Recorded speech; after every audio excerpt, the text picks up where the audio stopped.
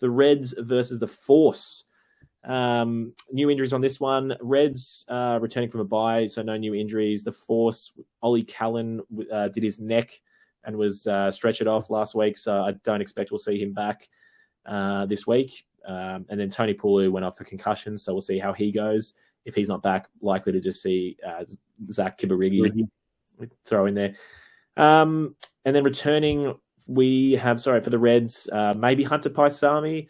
Luke Jones has been around and training now. We haven't seen him yet the whole season, but I mean, hold your breath for that one. But Hunter Paisami, I think we'll probably see him roll out, whether it's off the bench or starting. You'd probably expect straight into starting. And then for the Force, I alluded to it before, but Kibarigi's will be back from a hammy. So as we said, it might be in there for Tony Pulu and Gareth Simpson, who pulled his quad or something. So my question for this one is, and it feels like an uncommon one, but coming off that Force Kiwi win last week, who are the underdogs here? Mate, they're both going to be fighting for the underdog status. I think that's for sure. Look, it's in Queensland, and that's enough to make Reds the favourites. The Reds have got 3 wins. The Force have got 3 wins. It's pretty tight in the table between them. But in Queensland, that's probably what gives them the slight edge. Right. Yep. I'll back it. I think, the Suncorp effect is enough. And if they've got Hunter Paisami coming back as well, I'll give it to them. So, look, if we see Hunter back, does he just slot straight into 12, Isaac Henry to the bench, Fluke to stay at 13? That seems kind of like the obvious way that'll go for mine. Yeah.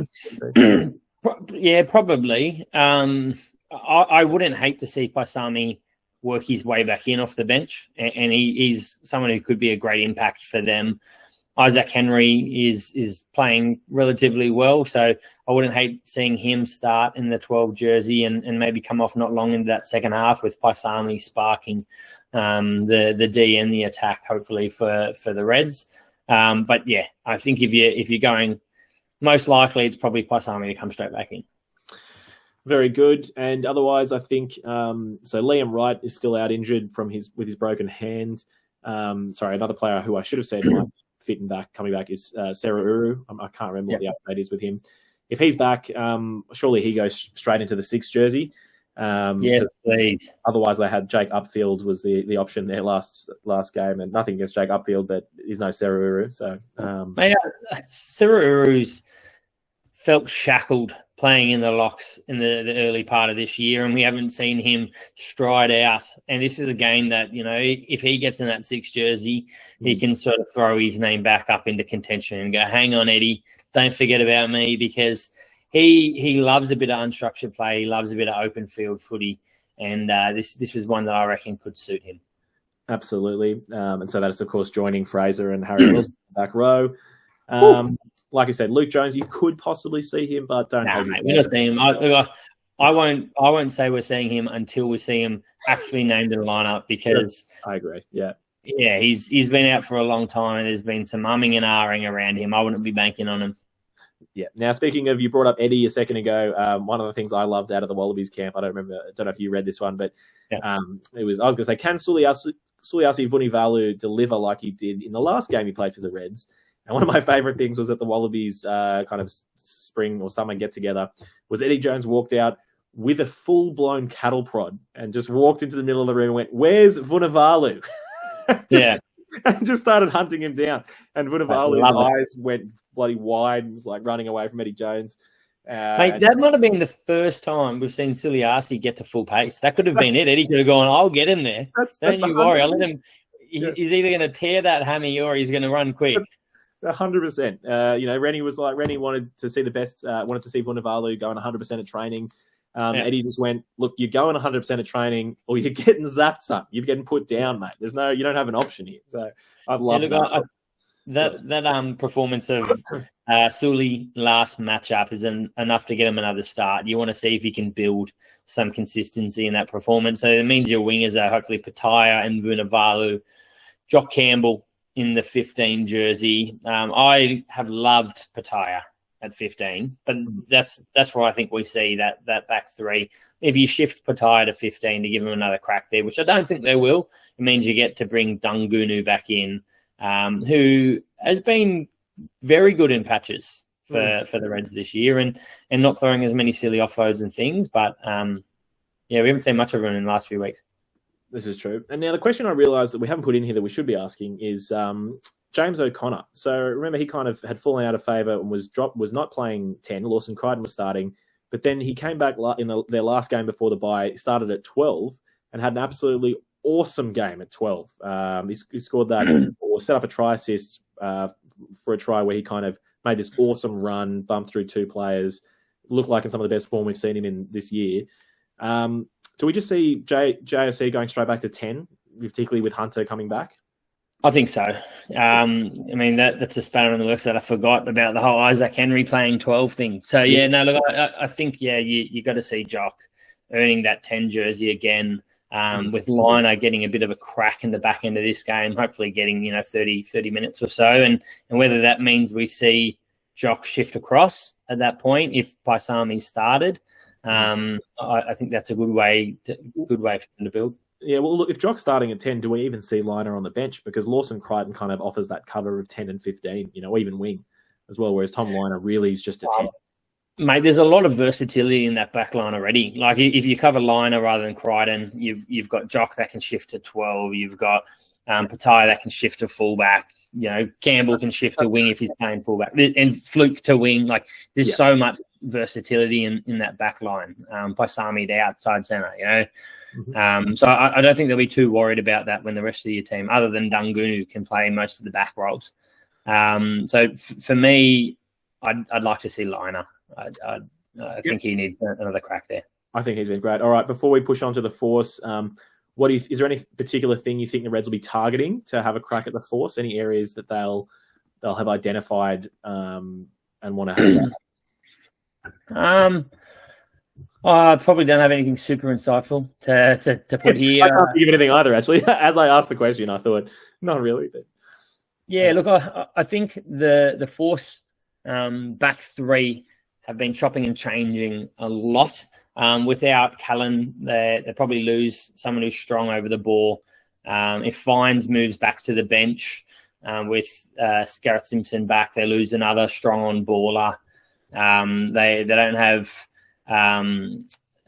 Kaitu'u there as a starting role as well. So they're not necessarily that solid over the ball. Yes, Anstey is pretty good at it, but maybe we see the Reds with their very mobile back row and locks targeting the breakdown a fair bit and trying to hold the boys up and trying to get some turnovers and things like that. And it's going to be something that I think maybe a weaker point slightly for the Force.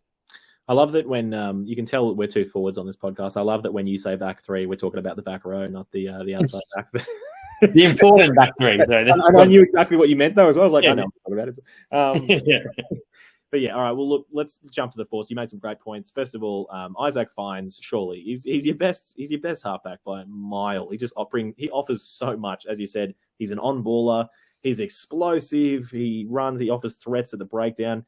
Surely keep starting him. I haven't seen or been impressed by Simpson or Pryor or anyone else really. It's just him for mine. Look, I think Simpson has been willing to fill a role of trying to be a bit of a leader for them, and he's picked a few opportunities where he's done chips over the top and he's run it and things, and he's shown some positives for them. But he's a very different player to Fines. If the Force are talking about what they want moving forward and they want Fines to be an impact player, then keep him on the bench, push him back to the bench this week. But if they want him to develop as a starting 9, somebody who can play for bulk of the match, he deserves it. After last week, you deserve to give him the start again. Bring on Simpson off the bench. And I think Simpson can add some spark as well. So it's not like he can't do it. So you start with Fines and then you bring Simpson on late. Yeah, mate, look, I'd just be handing the Western Force Fines every time they don't start Fines, to be honest with you. That's just how I like it. But, even Eddie Jones was talking about Isaac Fines. He might not have known his name, but he was like, look, that guy who comes off the bench of the Force, he's fantastic. But no, I think the Force have one very clear strategy. It's just give the ball to Manasa Martelli. We said that this was I think that was in our entire pre-season summary of the Force's game plan. And it's going to be awesome. I don't know if they're going to start him at 11 or 14 this week, but we could see Martelli up against Vunivalu, and that'll be an exciting matchup. Right. Yeah.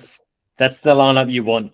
I think the Force don't name their lineup until they see the Reds lineup, and then that's where they choose Mate Eliap against Vunivalu. Yeah, yeah, how good. But yeah, I think we said Kipirigi straight in for Pulu if he's not back from concussion.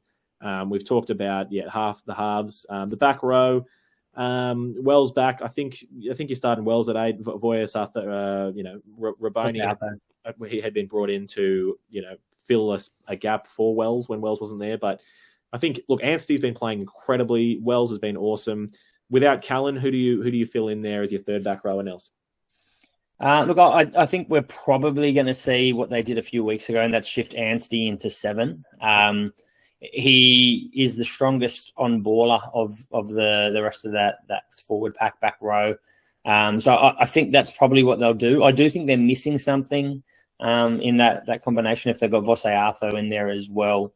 We talk about it all the time. Love Vose Arthur, but he's a man that's really struggling through injury. You can tell when you watch him. And I think it's going to be something the Reds will target with their quite mobile, fast back row. And actually, sorry, speaking of the Force needs something that they might just see appear, do we see, ultra excitingly, Izzy Nasarani just come on in and start? So he's been there for a couple of weeks. Obviously signed for next year, but Nasarani and Tizzano. I don't think Tizzano's around this year, but Nasarani has been there for the last couple of weeks training, apparently. So but I think they're both there. I think they're both in WA. Right. And I think Nasarani might still be nursing an injury and returning to play, if I got that right. I think you are right. It was a hip or a knee or something like that. We haven't seen him play much footy. But it's not a bad shout. If one of those two are fit, get him in. Mate, get him in. Bring one of them in. If Tizzano's fit, I'd be bringing him in. Your Callan's missing. Yeah. Bring him in and just go, mate, you ready? And if someone has to run off the field and they just give him the boots because he's on the sideline, ready to go, mate. That's what us sevens do. Just get him straight on there. Absolutely. All right. So in this game, I guess not really sure what to expect. I think the Reds have more to offer in the outside backs. They've got quite a. I think the battle up front is going to be fairly evenly matched. I think the Force, what they really showed last week was they just played for 80 minutes and they attacked everything. You know what I mean? They played with the utmost intensity at every single contest. The breakdown their set piece was on point. They just didn't take their foot off the gas, really. So I think they need to certainly play the same way against the Reds and not let the Reds kind of, build any momentum or, I guess trying to really get in their face. But, I think the Reds, particularly with Paisami back, if Vunivalu can play half as well as he did last time, I think the Reds will be too much. So any final points before we chuck our tips in for this one? Look, I think Hegarty is a pretty pivotal thing for the Force. The Force have probably developed their set piece and actually started to perform better in the back portion of the season to date. Hegarty was something that was missing, that director of the side. So he can put him in the right, sort of deep in the corners. The Reds line out has been iffy. You lose Wright. And I think Wright's been a huge part of their line out, even though he's their 6. I think that really hurts them as well. You bring Severu in, and he's a very good jumper as well. But there's changes there that maybe weaken something that hasn't been that strong for the Reds. So I think that could be a real pivotal thing for the Force. They've got a 10-12 that can kick and sort of direct them around the paddock, as long as they don't let Tia kick after some of the shanks we've seen. I think against the Tars is a pretty shocking one. I think if I'm the Force, I'm backing the line out and putting a bit of pressure on the Reds if Uru's come in. Yep, very good. All right, look, I'll give you my tip for this game. I think you went first last time on the most difficult one. I'm going to back the Reds at Suncorp, and I think the Reds will win this. But I think it will be close. So I think the Reds will win this by 5. Yeah, I think this will be a tight one. I can see this going either way. I think the Reds won't want to let this go. This will be a line in the sand for them if they're losing to the Force at home. So I think the Reds scrape home and probably get a 3-point win here. Yeah, and I think, look, to be honest, I've said 5. If Eddie Jones is at the match and if he's holding that cattle prod sitting in that seat, maybe they'll win by 12. You know what I mean? Just I think that'll make that much difference. But